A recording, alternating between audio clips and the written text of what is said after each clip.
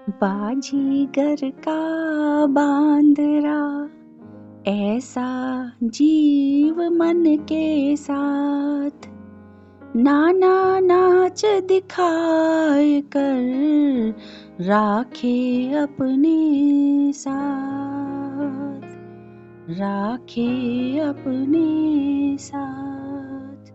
जिस तरह बाजीगर अपने बंदर से तरह तरह के नाच दिखाकर अपने साथ रखता है, इस तरह मन भी जीव के साथ है, वह भी जीव को अपने इशारे पर चलाता है। अवगुण कहूँ शराब का, आपा अहमक साथ, मानुष से पशुआ करे, दाम गांठ से खात, दाम गांठ से खात। तुमसे शराब की बुराई करता हूँ कि शराब पीकर व्यक्ति आप पागल होता है और मूर्ख और जानवर बनता है और जेब से रकम भी लगती है। कबीरा जपना काठ की, क्या दिखलावे मोय, हृदय नाम ना जपेगा, यह जपनी क्या होय, यह जपनी क्या होय। समझ गए? मैं बात कर रही हूँ कबीरदास जी की। कबीर जी कहते हैं कि इस लकड़ी की माला से क्या होता है, क्या असर दिखा सकती है। अगर कुछ लेना और देखना हो तो मन से हरि सुमिरन कर, बिना मन लगे जाप व्यर्थ है। अटकी भाल शरीर में, तीर रहा है टूट, चुंबक बिना निकले नहीं, कोटि पठन को फूट। जैसे कि शरीर में तीर की भाल अटक जाती है और वह बिना चुंबक के नहीं निकल सकती, इसी प्रकार तुम्हारे मन में जो खोट है वह किसी महात्मा के बिना निकल नहीं सकती। इसलिए तुम्हें सच्चे गुरु की आवश्यकता है। आज हम कबीरदास जी की संक्षिप्त जीवनी पर बात करेंगे कहानी के रूप में। 550 साल पहले की बात है। राम का भक्त एक ब्राह्मण था। उसके एक विधवा पुत्री थी। ब्राह्मण के गुरु स्वामी रामानंद को इसका पता नहीं था। उन्होंने पुत्री को आशीर्वाद दे दिया कि पुत्रवती हो। फल यह हुआ कि उस स्त्री के एक पुत्र हुआ। विधवा के पुत्र होना हिंदुओं में अच्छी दृष्टि से नहीं देखा जाता। इस डर से कि लोग निंदा करेंगे, चोरी चोरी रात में काशी से कुछ दूर लहर तारा में तालाब के पास उस बच्चे को उसकी माता फेंक आई। नीरू नाम के एक जुलाहे ने उस बच्चे को पाला। वह बच्चा कबीर नाम से प्रसिद्ध हुआ। कबीर के जन्म की यह कथा कहाँ तक ठीक है, यह कहा नहीं जा सकता। उन दिनों राम नाम जपने, राम की कथा कहने का बड़ा चलन था।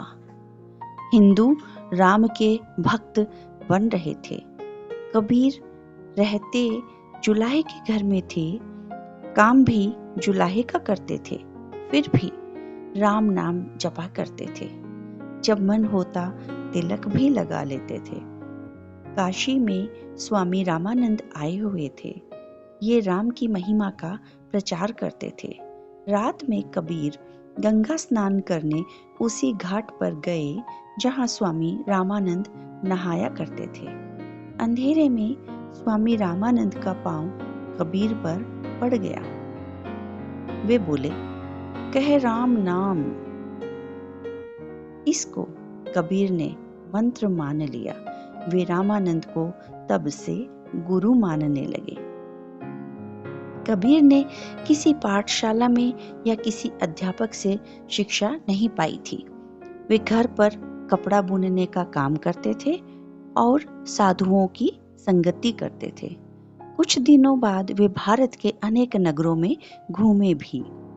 हिंदू, मुसलमान जो संत मिला उसका साथ उन्होंने किया। योगी, फकीर जो मिल गया उससे उन्होंने कुछ न कुछ सीखा। इससे दोनों धर्मों का ज्ञान उनको हो गया। सब होने पर भी हिंदू धर्म का प्रभाव उन पर अधिक पड़ा। वे अपने विचारों की कविता लोगों को सुनाते थे। पढ़े लिखे नहीं थे, इसलिए कविता तो अच्छी नहीं बन पड़ती थी, किंतु विचार बहुत ऊंचे रहते थे। उन्होंने जिसमें बुराई देखी, चाहे वह हिंदू हो या मुसलमान, उसको फटकारा। उनके चेले हिंदू भी थे और मुसलमान भी। उन्होंने हिंदुओं और मुसलमानों में प्रेम बढ़ाने की बहुत चेष्टा की। वे कहते थे, दोनों का ईश्वर एक है, वह चाहे जिस नाम से पुकारा जाए। आपस में झगड़ा करना मूर्खता है। पाखंड और धूर्तता से वे बहुत चिढ़ते थे। लोग कहा करते हैं कि काशी में जो मरता है वह स्वर्ग जाता है। कबीर ने कहा, काशी में मरने पर तो स्वर्ग लोग जाते ही हैं, तब वहां मरने में कौन बड़प्पन है। मैं ऐसे स्थान पर जाकर मरूंगा जो काशी के बाहर होगा। जुलाई के घर पालन होने पर भी वे मांस मछली नहीं खाते थे। वे अधिकतर काशी में ही रहते थे, पर मरने के समय बस्ती जिले के मगहर गांव में चले गए। मरने के समय उनकी आयु 120 साल की थी। मरने पर उनके फूल हिंदू मुसलमानों ने बांट लिए। काशी में एक स्थान है जिसका नाम है कबीर चौरा। वहीं इनका मठ है। वे जब से साधु हुए इसी स्थान पर रहा करते थे। कुछ लोग कहते हैं वे बहुत बड़े योगी थे। यह इसलिए कि उनकी कविताओं में योग की बहुत सी बातें कही गई है। उन्होंने विवाह भी किया था और उनके पुत्र का नाम कमाल था। उनके मत पर चलने वाले कबीरपंथी कहे जाते हैं। उनका बड़प्पन इसी में था कि हिंदू मुसलमानों में मेल मिलाप करने का बड़ा काम उन्होंने किया। वे सीधी सादी बात सीधी भाषा में कहते थे। इसी से उनका प्रभाव पड़ता था। यदि कबीर जैसे कुछ लोग हो जाएं तो आपस का सारा झगड़ा मिट जाए। संगत शीतल भया मिटी मोह की ताप, निशिवासर सुख निधि लहा अन्न प्रगटा आप। अर्थात ईश्वर का नाम लेने से जीवात्मा की शांति हो गई और मोह माया की आग दूर हो गई। रात दिन सुख से व्यतीत होने लगे और ईश्वर में ईश्वर का रूप दिखने लगा। साधु सती और सूरमा इनकी बात अगाध, आशा छोड़े देह की तन की अनथक साध। साधु सती शूरमा की बातें न्यारी है। यह अपने जीवन की परवाह नहीं करते हैं, इसलिए इनमें साधन भी अधिक है। साधारण जीव उनकी समानता नहीं कर सकता। एक ते अनंत अंत एक हो जाए, एक से परिचय भया एक माहि समाए। एक से बहुत हो गए और फिर सब एक हो जाओगे। जब तुम उस भगवान को जान लोगे तो तुम भी एक ही में मिल जाओगे।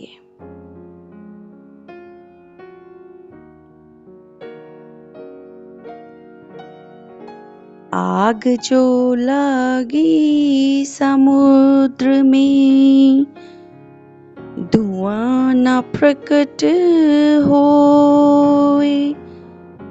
सो जाने जो जरमुआ, जाकी लाई होए।